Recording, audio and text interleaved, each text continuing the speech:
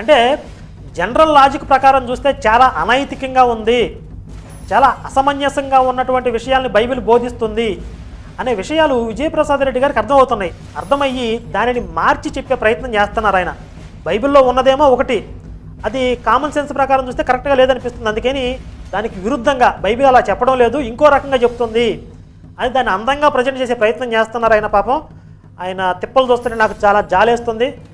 మరి ఆయన విశ్వ ప్రయత్నాలు చేస్తున్నారు కానీ బైబిల్ ఏమో ఆయనకి సహకరించట్లేదు. నెక్స్ట్ మనం ఇంకొక పాయింట్లోకి వెళ్దాం. నెక్స్ట్ చాలా ముఖ్యమైన విషయాన్ని చెప్పారు ఆయన.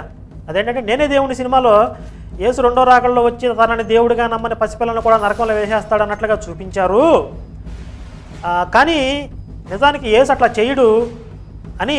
పసిపిల్లలు చనిపోగానే స్వర్గానికి వెళ్ళిపోతారు, పరలోకానికి వెళ్ళిపోతారు, వాళ్ళకి ఎలాంటి తీర్పు ఉండదు అని చెప్పారు. ఇందులో మనం రెండు విషయాలు గమనించాలి. ఒకటి, నేను నిజంగా నేనే దేవుడిని సినిమాలో